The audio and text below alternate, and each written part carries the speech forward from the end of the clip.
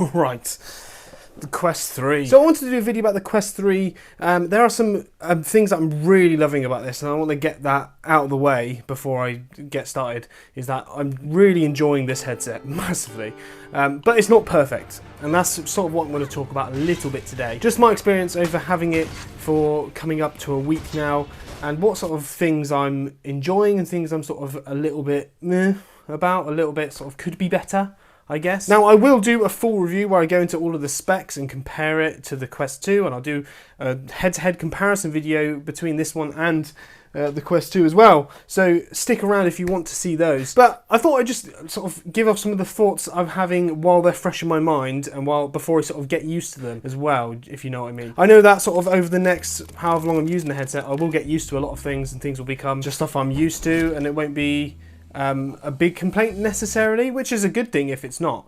But I thought it was worth just noting down just in case. Now, before I get into what exactly I am not particularly happy about, let's quickly just go over some of the things that I'm loving about this headset. First of all, mixed reality. I've already thought of a couple of use cases where I've used it and it's been actually fun to use. So in the evening, once the kids have gone to bed, I tend to do some cleaning, so I'll clean up after dinner and all that stuff, and that can be sort of a bit boring. A lot of the time I'll take my phone and watch a video and I'll have it propped up somewhere and be moving it around the room. As I'm cleaning, it will just be sort of balancing against this, that, and the other, until eventually I move on from my life. Now, I've actually used the pass-through with this to be in the kitchen, cleaning the kitchen, putting stuff in the dishwasher, all that stuff. And whilst I was having YouTube videos and I was watching football analysis and stuff like that, so it was really, really good. Shout out to James Lawrence Alcott. Loving your videos. So that's one way that I've been sort of using mixed reality in my day-to-day life, which I actually think is quite useful. Along that same note, when you're in the kitchen, you can also use it to bring up recipes.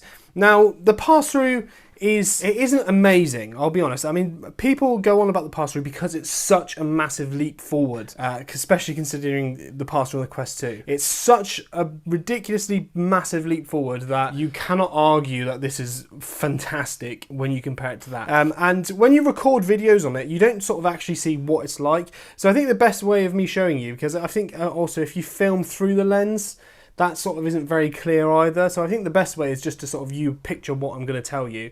I've got a comparison that I think is pretty much 100% spot on. So when you're wearing the headset, the pass-through is like a 90s home video. So it's like living in a home video. 3D, obviously, because it's got depth perception and stuff like that, so it's very clever.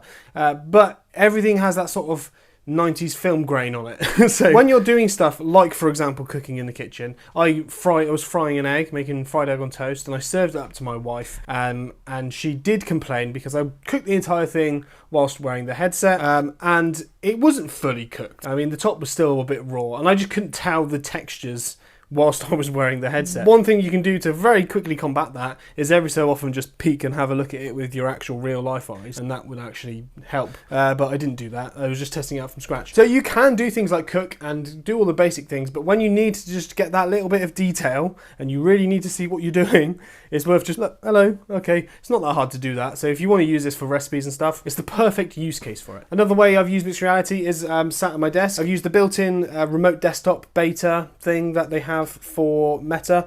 I have it installed on my Mac, so I can put my Mac on a big screen at twice the resolution it is currently on there, which makes it much easier to be able to do things like edit.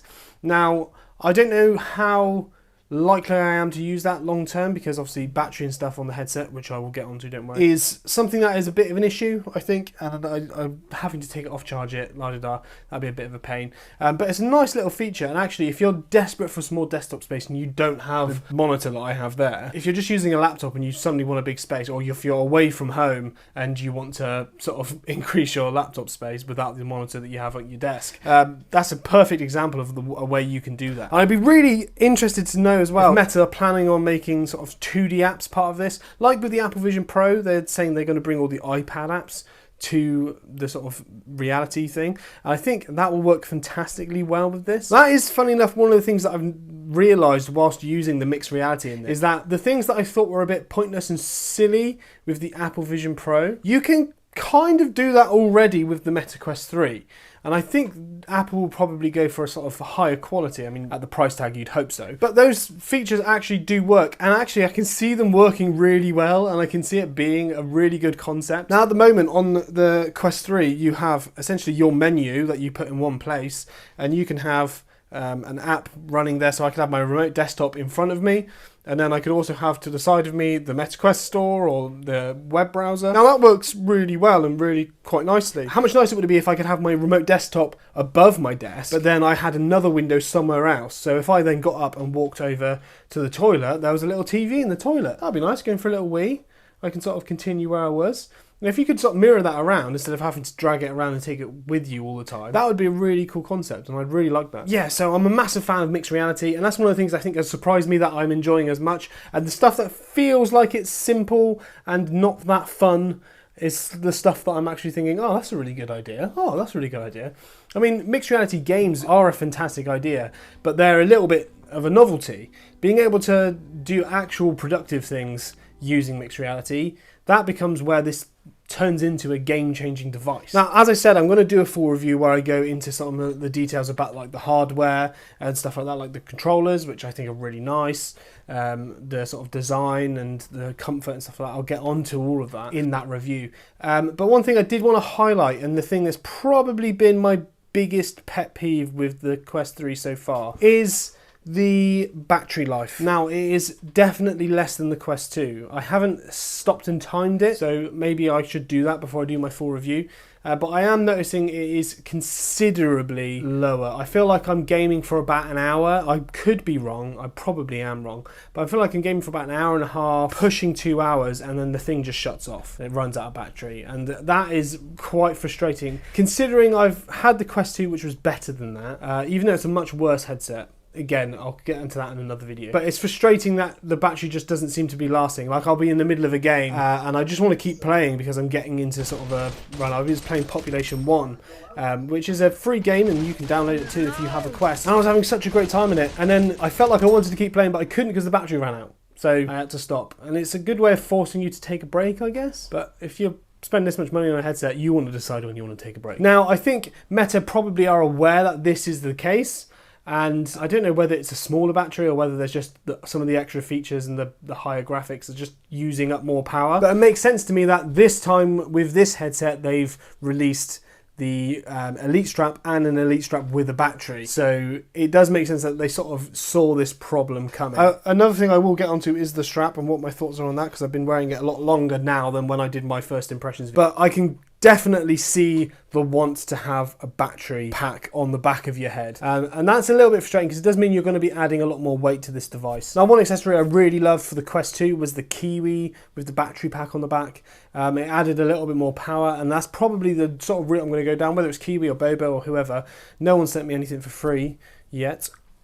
So we'll see what happens there. But I'll probably end up investing in one because having a battery head strap, I think, is going to be essential for this if you're going to be using it for gaming, especially if you like having decent sessions of gaming. It also brings into the fact that they've put this charging dock there that you can buy, and I can see why that would also be a really good thing that people would want, because having to constantly go and fumble around with your cables and charge it every 5 minutes when it runs out of battery is going to be a pain in the butt. But if you can just stick it straight on the dock, it takes out a step, which is nicer. Now, I will get onto the fact that the pricing of this stuff is horrendous. It is genuinely, I mean, one YouTuber who's spoken a lot about the pricing of the accessories was Beardo Benjo. Love him, so shout out to him. But he did a video where he was just sort of talking about all of the accessories and how good they were versus how much they actually cost.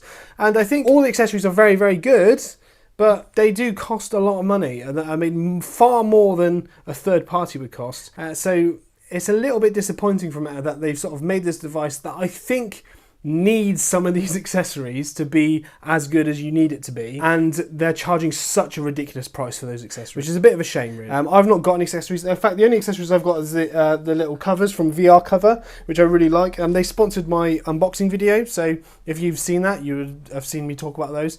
But I would recommend those to anyone as well. But at the moment, I'm not using any accessories. I'm using this as it was designed, and those are the problems I'm having. So stuff that could be solved fairly easily, I guess. It needs to get solved. Now, the other thing I was going to mention was about the head strap. Now, when I first got it, I thought, I mean, you can probably quote my unboxing video, and we got this pre-installed stock strap, which I'm hearing bad things about. We'll try it out. We'll see how it feels for me. I think people are a bit sensitive. That being said, they could be telling the complete truth. Yeah. I was wrong. It's not a great strap. It's probably, I wouldn't even necessarily say it's much better than the Quest 1 strap. Is probably very similar. Now, I get that that's meant to provide more sort of support at the back, and I guess it does, but I find that these little sort of plastic bits here, they dig into your head quite a bit. I mean, you could probably say that it's not comfortable, and I think if you have never had a third-party strap, you probably wouldn't notice. And when I first got my Quest, I didn't really notice. It wasn't amazing, but then when I got a third-party strap, I've had about 1 million of them now. This is the one that I was using most recently, which gives you like loads of padding and, and stuff like that. Once you have that, you realise, oh, this could be so much more comfortable. And even with like the PSVR 2, I found the PSVR 2 head strap considerably more comfortable than this. Now, it's a more comfortable device because it sits close to your face, but the head strap isn't great, and you never really know where. Do you want to have it really low and over your ears, or do you want to have it higher? It's just hard to know exactly the perfect place, and I feel like I'm constantly messing around with it, and I really would like to have a third-party strap, so I will get one at some point.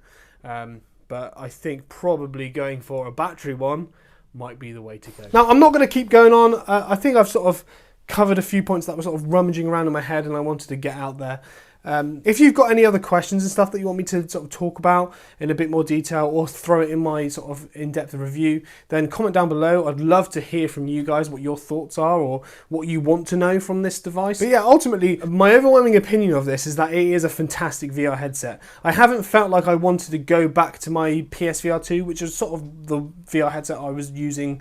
I wasn't really using my Quest, I was only using the VR 2. So I haven't felt the need to want to do that yet, which is obviously a very good thing. That being said, this is obviously very new, so it's exciting as it is. But I'm going to keep using this, testing it, and putting it through its paces. And guys, you are invited to join me along the way. I'm also sort of uploading random thoughts and sticking stuff out there, which is a little bit less in depth as this, but just giving you some sort of reactions as and when I see things and notice things on Twitter or X. So you can follow me on there. The link's in the description. But if you want to join me on this quest to learn more about the Quest, subscribe, and I'll see you in the next one. Whoop!